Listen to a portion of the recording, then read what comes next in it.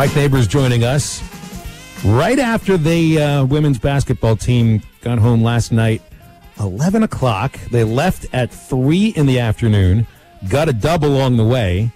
Mike, good to have you on here. Thanks so much. A little bit of a different day, but a win makes it, sort of a little bit more of the same, doesn't it? Well, yeah, that's, we tried to judge whether or not this decision was good or bad before we ever even left. We didn't want the outcome of the game to dictate whether or not traveling the day of the game was a good thing or not. But obviously with the win, it's hard to find too many negatives. It worked out great. Our kids feel like we gave them the safest possible environment and opportunity to continue to play hoops, and got down and learned a few new things about our team. So explain what the travel party was, because there were a lot fewer people than usual. Usually you've got your director of video services. I'm with you. You've got student managers. You've got other members of the coaching staff that don't have coach title necessarily. So how many people traveled with the team yesterday? We had just 20 yesterday. That was based on the seating on the bus and the airplane. 20 was the ideal number. That cutoff landed at people that had coach in their time. Then they let me go. It was basically essential people, and then they let me go. People that they needed to play the game. And then they let me on the bus. Are you saying you're not essential? Come on now. I didn't score 1 point or get one rebound last night. I can assure you, they did not. If we've done our job in practice, they do not need me during the game. So, but no, it was just such a weird feeling because again, we usually load up the day of, get down there, get settled in, get in the hotel. What we would have been watching the men play. Things like that. Things that we've always done for the last. How many ever years this thing's existed, but because of all that stuff, it just, our goal is to play as many games as we can, healthily and safely, and we tried to limit as many environments as we could, and we did. We got on the plane at Drake and ate there together as a team, and we were in 2 environments. We were in the airport, we were on the bus, we were in the gym. I guess 3 environments if you want to count their gym, but everybody got back and got the win along the way. End up with 16 three-pointers made. That's second all-time in a single game in program history. 39 attempts, which was also second most all-time. Actually, the 16 made threes is third most all-time. So, and no surprise that most of these single-game records, or even the top 10 in both of those categories, have been in the 4 years you've been the coach here at Arkansas. But were you surprised the way that they defended you yesterday? And obviously, your team looked ready to go score against a defense like that. We did not anticipate being given the 3-point line. No, I guess it's a knee-jerk reaction to probably having watched the Baylor game on us relentlessly attacking the basket. But all that's based on what you give us. We want to try to always make a defense wrong, and they were packed in, and they were all kind of looking at me and said, "Am I shooting it too quick?" I said, "You're wide open. That's a shot you make, all the time in practice. Shoot it." I'll tell you this: I think we all felt like we could have shot it even better. They were wide open. It was the corner 3. Amber got 14 of them, and she's mad she didn't make 10 or 12. I promise you. And I jinxed this thing. You weren't there, so. There's the problem. There's the problem right there. Yeah, you weren't there. I took over the jinx factor. I went in at the end of 3. We had 15 makes, and of course Mario doing his job. Said, "Hey, coach, just so you know, 16 ties it and 17 breaks it." And I'm thinking, well, surely we're going to get 2 more here, and we didn't make. We only made 1 more in the entire fourth quarter. But we're not trying to break records. I do think we will get it eventually. There's going to be a game that another team may try to play us that way, and see, it is one of our lower scoring games of the year. But that had a lot more. The score had to do with how slowly they played on offense. They really, very much like Monroe did the other night. For people that saw that game, they held the ball on us until the last 7 or 8 seconds, and then tried to go make a play. And why our defensive numbers were so good is because they were really rushed, taking some shots, trying to slow us down offensively. But our points per possession were really high. We got to play everybody. Got to play a lot of good combinations. And it checked every box of what we hoped when we scheduled the game. Got to take Taylor Thomas home. She had more people there than anybody else, whether they were for SMU or us. It was a great homecoming for her, and overall, all we could have hoped for when we scheduled the game. I had all sorts of other basketball questions and want to laud you guys for how cautious you're being throughout the pandemic, but you brought up the announcer jinx, and I've got to have some proof here for you. Okay, there you go. Some proof here, okay, because Mike will even remember I went and sat down next, well, not sat down next to him, 6 feet away from him before the ULM game, and I told him what ULM's athletic department's record was before that game. Remember, they were like 1-45 as an athletic department before that game. Arkansas went out and rolled them. Okay, that's different. That's ULM. You didn't know this, Mike. I wouldn't tell you this, but at halftime of the Baylor game, I stood next to Jerry Thorpe, and I said to her, well, it looks like they could win this game. Jerry shot me daggers and said, did you really just say that? I said, yes, I did. Jerry. And you guys won. So this thing does not exist. Jerry. You won. Well, you still won the game. Yeah, but you must have walked out, turned around, and spit 3 times or something. But the jinx is real.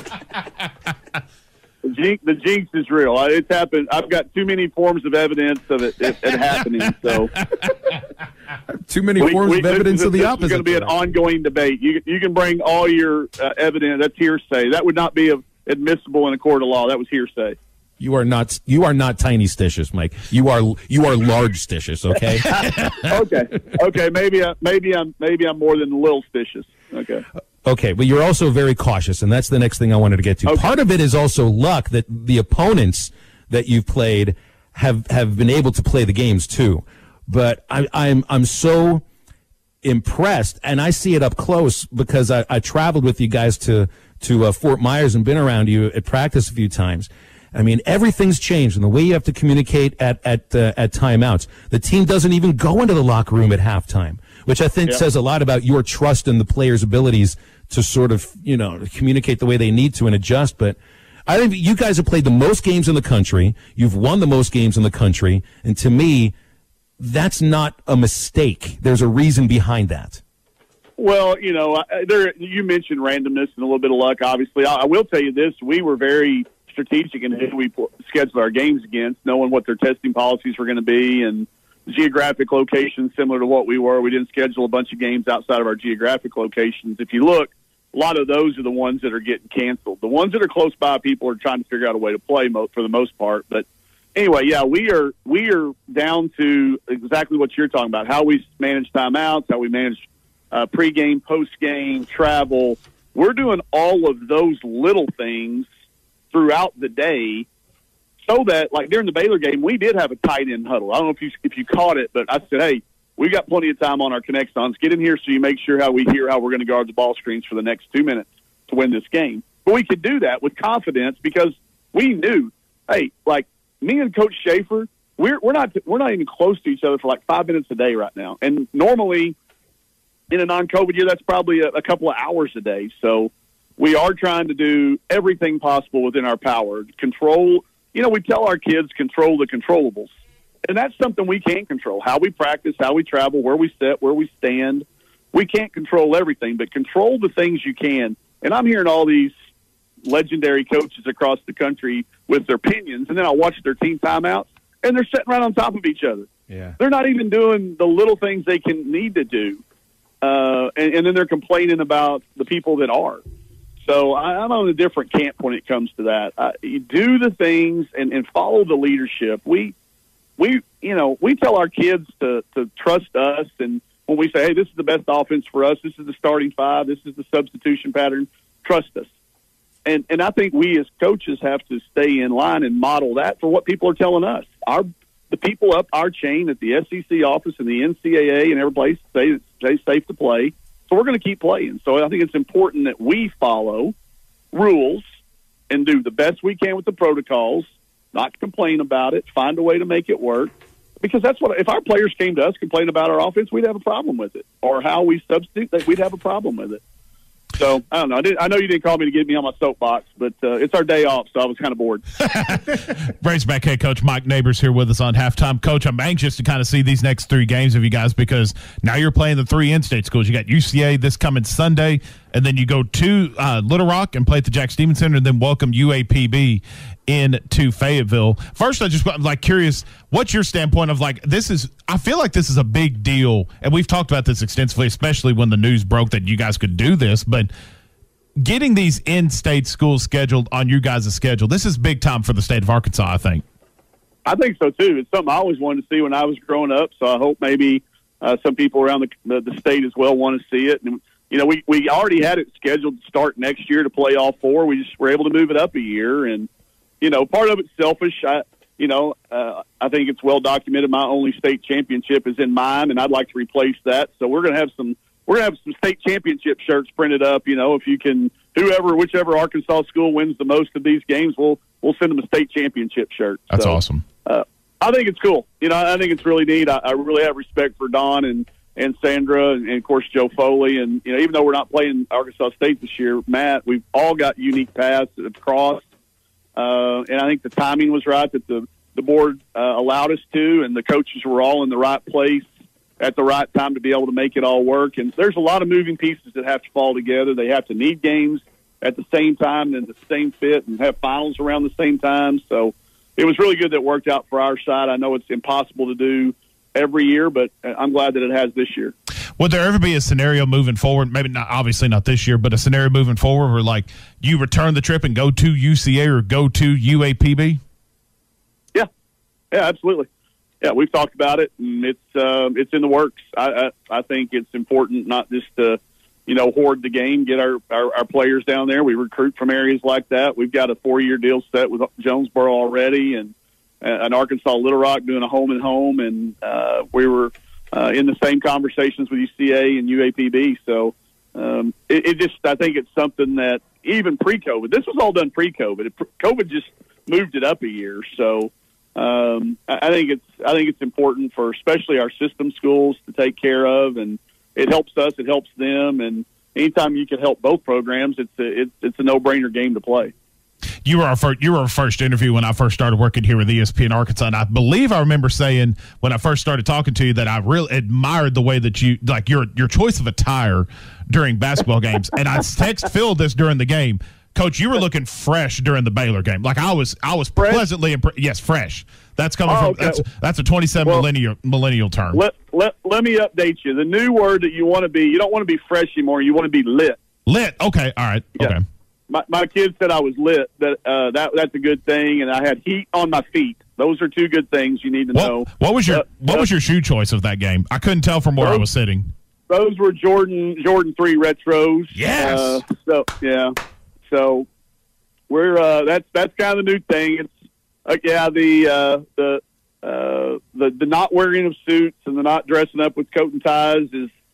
Show off that shoe collection now, Mike. I can actually wear them and not just set them up on my shelf, Phil. Yeah, exactly. It's exactly right. It's funny. The ones I wore last night at SMU, I had to take the shoe things, whatever those plastic cardboard things are down in there. I hadn't even worn those yet. So we're gonna stay with the Jordan theme as long as it keeps working.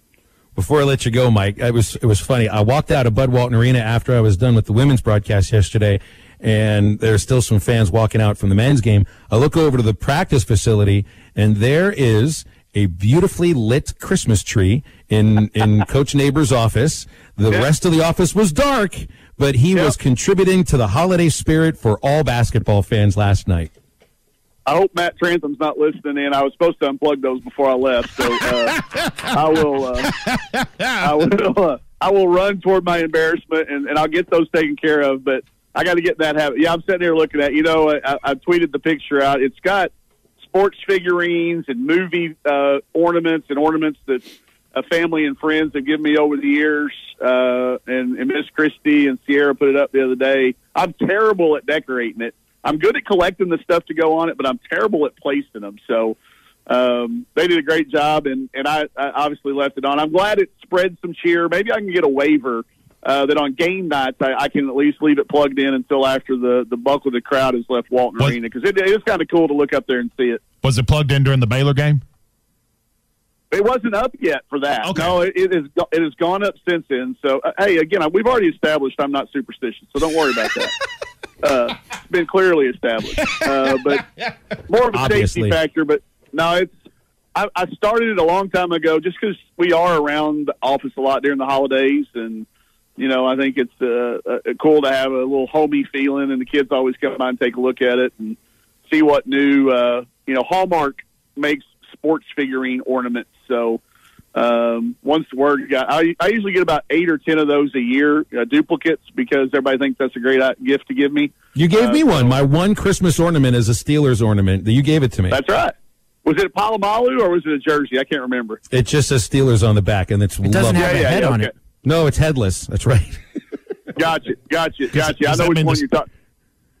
I've got a Troy Polamalu figurine. He was one of their honorees one year. He's over here somewhere. I'm not sure. Well, he may not have made the tree. We had to downsize the tree this year. It went from I think it's a little smaller, so we don't have all the ornaments up on there, but I do have a Polamalu somewhere.